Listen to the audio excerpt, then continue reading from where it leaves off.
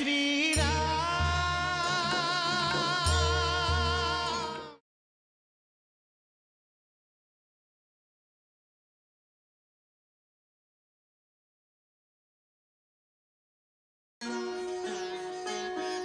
जय श्री राम,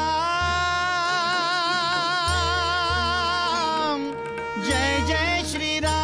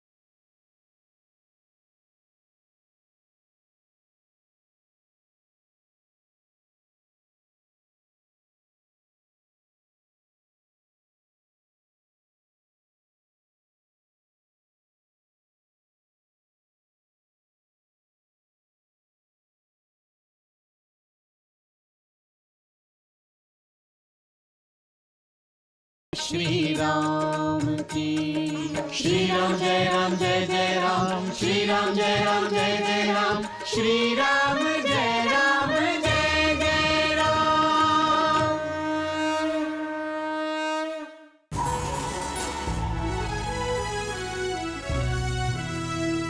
মহারাজ সুগ্রীব, আমি আপনাকে আর সমস্ত বানর সেনাদের অনেক অভিনন্দন জানাই যে এত বিশাল একটা সেতু এত কম সময় নির্মাণ করার জন্য নিজেদের কর্ম, নিজেদের সাহসের এমন উদাহরণ সমগ্র জগৎকে দিয়েছেন যা পরবর্তী প্রজন্মের কাছে শিক্ষণীয় হবে। এর কৃতিত্ব আপনাদের সবারই। তা সত্ত্বেও নল আর নীলের শিল্পকর্মের যতই প্রশংসা করা যায় তা কম হবে। হে মহাবীরেরা, এই 400 ক্রোশ দূরত্ব এখন মাত্র 4 ক্রোশে দাঁড়িয়েছে। সাগরে নির্মিত এই সেতু আপনাদের সবাইকে আহ্বান করছে যে এসো, এই সেতুকে অতিক্রম করে তোমরা এগিয়ে যাও আর অধর্ম, অনৈতিক কর্ম আর এই অত্যাচারকে দমন করো। হে মহাবীরেরা, হর হর মহাদেবের নাম জপ করে এই সেতুকে অতিক্রম করো। প্রভু, প্রথম পদক্ষেপ তো আপনাকেই করতে হবে। হর হর মহাদেব, হর হর মহাদেব, হর হর মহাদেব, হর মহাদেব, হর হর মহাদেব। राम जी चले हैं सेना सजाए के, राम जी चले हैं सेना सजाए के। अरे हो रावण को लक्ष्य कर निकले हैं रघुवर, रावण को लक्ष्य कर निकले हैं रघुवर। शंभु को मनाए के, सिंधु को मनाए के, राम जी चले हैं सेना सजाए के।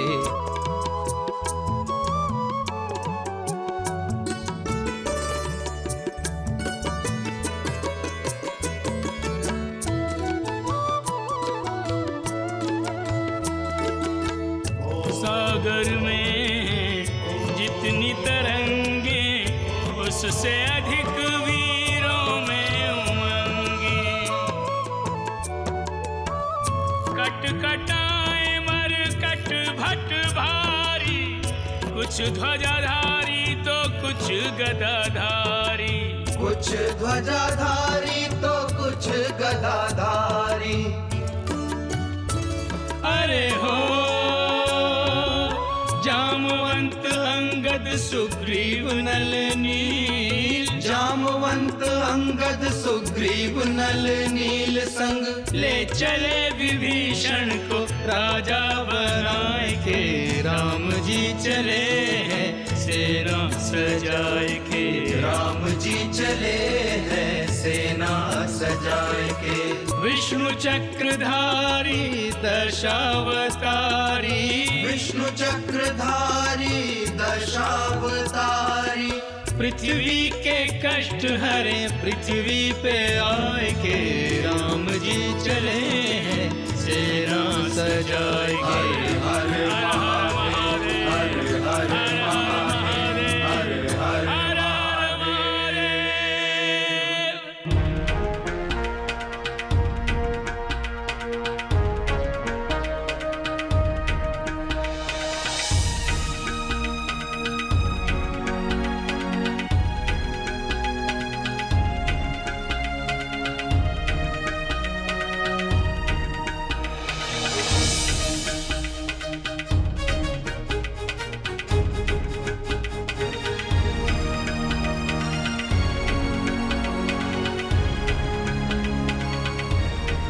আমাদের সেনাদের ছাউনি আপনার চতুরতার পরিচয় দিচ্ছে মহারাজ সুগ্রীব।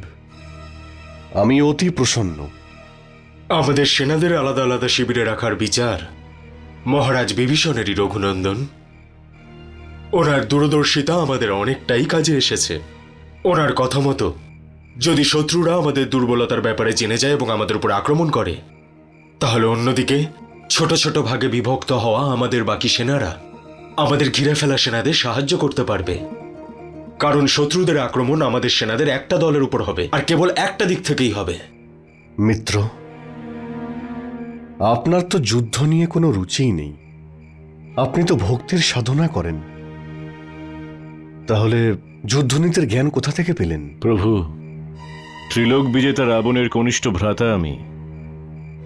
সেই রাবণ যে তরবারির শক্তিতে রাজত্ব করেন। রণনীতির কিছু জ্ঞান তো আমারও থাকবে। মহারাজ সুগ্রীব, ভদ্রতা ওনার আভূষণ। সেনাদের পরিচালনায় ওনার মতামত আমাদের কাছে উপযোগী হবে। রঘুনন্দন, আপনি চিন্তা করবেন না। এনার পরামর্শ ছাড়া সেনাদের কোনো আদেশ দেওয়া হবে না।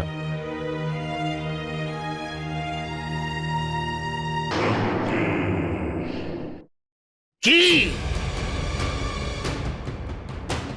রাম নিজের বানর সেনাদের নিয়ে সমুদ্র পার করে লঙ্কায় এসে পৌঁছেছে? হ্যাঁ মহারাজ। এটা কি করে সম্ভব হলো? এটা কি করে সম্ভব? আজ পর্যন্ত এরকম হয়নি। আজ পর্যন্ত সমুদ্রের ওপর কেউ সেতু বানাতে পারেনি, কিন্তু ওই তুচ্ছ রাম আর ওর এই বানর সেনা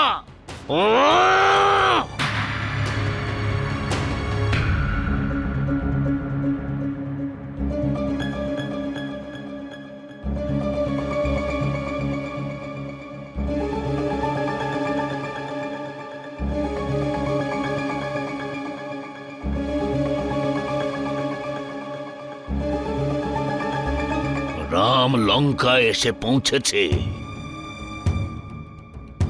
এই খবরটা সীতার কাছে পৌঁছানোর আগেই সীতাকে আপন করে নিতেই হবে। কিন্তু কিন্তু কিন্তু কি করে, কি করে লঙ্কেশ, কি করে সীতা আমার হবে, কি করে?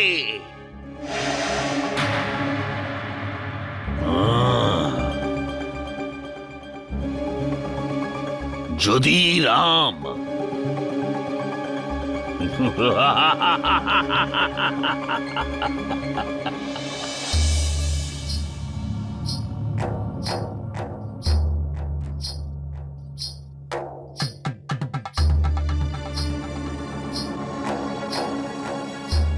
সুন্দরী, সমাজের নীতির ধর্মের ভয় প্রতিদিন তোমাকে চিন্তিত করে রেখেছে, কিন্তু আমার মনে বিশ্বাস ছিল, আর সেই জন্যই আমি সমাজ ধর্ম নীতির ভয় ভুলে এই আশাতেই বসেছিলাম যে একদিন নিজের আকাঙ্ক্ষার গলায় জয়মালা পরাবো। আর আজ আমার সেই আশা আজ পূর্ণ হয়েছে সুন্দরী। তুমি সব বন্ধন থেকে মুক্ত হয়ে গেছো। তুমি মুক্তি পেয়ে গেছো সুন্দরী, মুক্তি পেয়ে গেছো। অর্থাৎ আমি কি এখন যেতে পারি? অবশ্যই, সেটাই তো আমি তোমাকে বলতে এসেছি। এখন এই বস্ত্র পরিহার করো, এই অশোক কানন ছেড়ে দিয়ে আমার সঙ্গে চলো, সেখানে তুমি যেখানকার যোগ্য। অর্থাৎ তুমি কি চাইছিলে? রাম আসুক, লঙ্কার লঙ্কাপতিকে বিনাশ করুক, আর তোমাকে নিজের সঙ্গে নিয়ে ফিরে যাক, এটাই তো? তাহলে সুন্দরী, এবার তৈরি হয়ে যাও যাবার জন্য, কারণ বিনাশ হয়ে গেছে। কেন? আমার কথা তোমার বিশ্বাস হচ্ছে না? ত্রিজটা,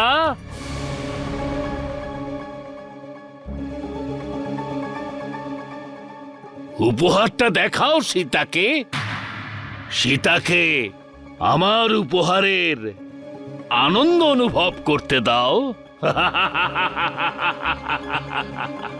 যথা আজ্ঞা। না,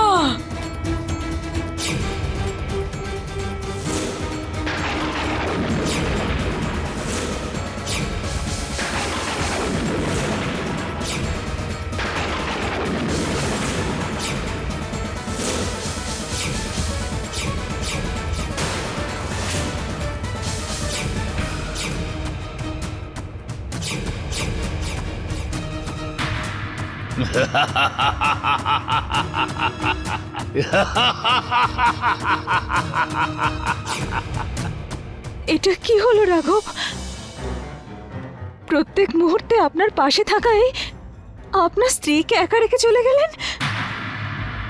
বনবাসে আসার সময় আপনি আমার সঙ্গ ছাড়েননি, পরলোকে যাওয়ার সময় আমাকে আপনার সঙ্গে কেন নিয়ে গেলেন না? কেন নিয়ে গেলেন না? আমি আপনাকে ছাড়া জীবিত থাকতে পারবো না, আমি আপনাকে ছাড়া জীবিত থাকতে পারবো না।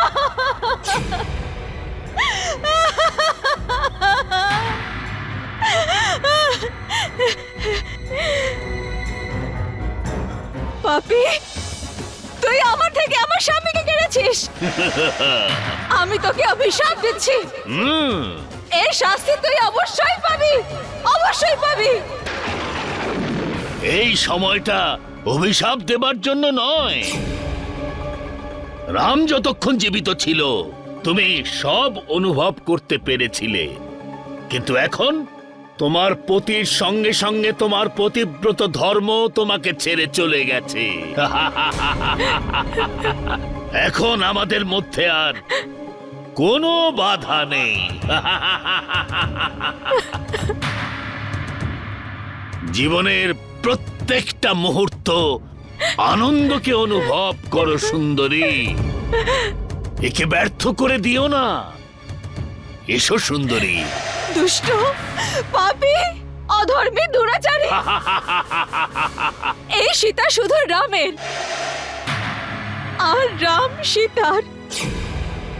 দুজনে কখনো আলাদা হয়নি, আর না কখনো হব। আমি মৃত্যু দেবতার আহ্বান করে ওনাকে আমার এই দেহ সমর্পণ করব। মহারাজের জয় হোক। কি সংবাদ? যুবরাজ ইন্দ্রজিৎ মন্ত্রিমণ্ডলীর সাথে আপনার জন্য অপেক্ষায় রয়েছেন। উনি জানালেন যে বিষয় খুব গুরুতর, তাই অনুগ্রহ করে আপনি শীঘ্র চলুন।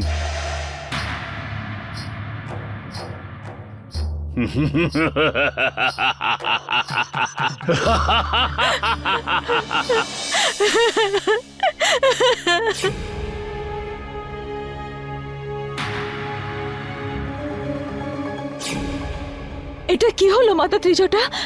পুত্রী সীতা, এই শির প্রভু শ্রীরামের নয়, এটা মায়ার দ্বারা সৃষ্টি। তখন দশাননের সামনে আমি কিছু বলতে পারিনি। তুমি চিন্তা করো না, প্রভু শ্রীরাম একদম ঠিক আছেন, আর উনি লঙ্কায় প্রবেশ করেছেন। সত্যি মাতা? গেছেন। সবাই বলছে যা আজ পর্যন্ত কেউ পারেনি তা প্রভু শ্রীরাম করে দেখিয়েছেন। 400 গজ সমুদ্রের ওপর উনি সেতু তৈরি করেছেন, আর উনি ওনার সমগ্র বানর সেনাকে নিয়ে লঙ্কায় প্রবেশ করেছেন।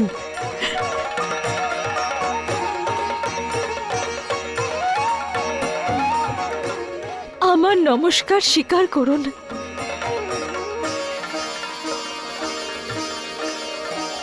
সীতা,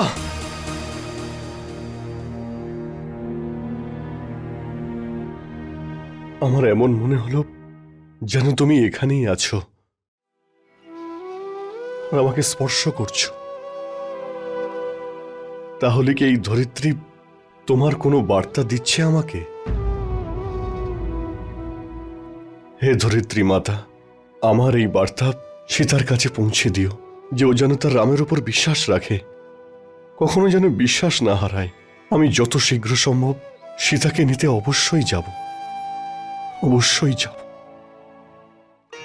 মাতা ত্রিজটা, শুনলেন আপনি? এই স্বর শুনলেন আপনি? এটা রঘুনন্দনের গলার স্বর। এবার অতি শীঘ্রই উনি আমাকে এখান থেকে মুক্ত করতে আসবেন। অবশেষে আমার প্রতীক্ষার অবসান হওয়ার সময় চলে এসেছে মাতা। আর কি বলছিলে তোমরা সবাই? আমার রঘুনন্দন সমুদ্রের ওপার থেকে অযোধ্যায় ফিরে যাবেন? উনি যাননি, আমার রঘুনন্দন অযোধ্যায় ফিরে যাননি। উনি আমার বিশ্বাসের সম্মান রেখেছেন। সব রকম পরিস্থিতির সম্মুখীন হয়ে সমগ্র বানর সেনার সঙ্গে উনি সমুদ্র পার করে লঙ্কায় পৌঁছে গেছেন। এবার দুষ্ট রাবণ আর তার মৃত্যুর মাঝের দূরত্ব অধিক অবশিষ্ট নেই। ধীরে ধীরে মৃত্যু ওর নিকটে আসছে। সূর্যাস্ত হচ্ছে মাতা ত্রিজটা। যদি দুষ্ট রাবণ তার চোখ থেকে অহংকারের পর্দা সরিয়ে দেয়, তাহলে সেও এটা অনুভব করবে যে তেজস্বী সূর্য অস্ত যায়। কিন্তু লঙ্কেশ কোনোদিনই অস্ত যাবে না মহারানী, কখনোই না। লঙ্কেশ হলো সেই সূর্য যা শুধু উদয় হয়, অস্ত যায় না। মহারাজ বিভীষণ। হ্যাঁ প্রভু। কখনো কখনো অহংকার সত্য আর অসত্যের মধ্যে পার্থক্য করতে পারে না, কিন্তু যখন রাবণের অহংকার ভঙ্গ হবে তখন সেই মুহূর্তে ওর অহংকারেরও পতন ঘটবে। মাতা ত্রিজটা, যখন রাবণের ভুল ভাঙবে তখন স্বয়ং রাবণও ভেঙে পড়বে। লঙ্কেশ কখনোই ভেঙে পড়বে না মহারানী, লঙ্কেশ কখনোই ভেঙে পড়বে না। আমার শত্রু যেটা আমার ভুল মনে করে সেটাই হলো আমার আত্মবিশ্বাস, আর লঙ্কেশের আত্মবিশ্বাসই হলো লঙ্কেশের শক্তি, সামর্থ্য। আমি জ্যেষ্ঠ ভ্রাতা রাবণের মানসিকতা খুব ভালো করেই জানি। উনি এখন যুদ্ধে জয়লাভ করার জন্য যা খুশি করতে পারেন। অধর্মের পথে যুদ্ধ করাই রাক্ষসদের ধর্মপ্রভু। সুতরাং আমাদের সর্বদা সাবধান থাকা উচিত। কিন্তু এখন তো অনেক রাত হয়ে গেছে মহারাজ বিভীষণ, আর সূর্যাস্তের পর তো যুদ্ধ করা উচিত নয়। সেই নিয়ম ধর্মযুদ্ধের প্রভু। আর জ্যেষ্ঠ ভ্রাতা তো আজ পর্যন্ত কোনো নিয়ম মানেননি। আমার কিন্তু ভয় হয় প্রভু যে মায়াবী ইন্দ্রজিৎ রাত্রিতেই না আক্রমণ করে বসে। বানররাজ, মহারাজ বিভীষণের চিন্তা বিচারযোগ্য। সেই জন্যে আপনি রাতেও আপনার সৈনিকদের আদেশ দিন ওরা যেন সতর্ক থাকে। যদি রাক্ষসের আক্রমণ করে তাহলে রঘুনন্দন আমরা ওই রাক্ষসদের বিনাশ করে দেব।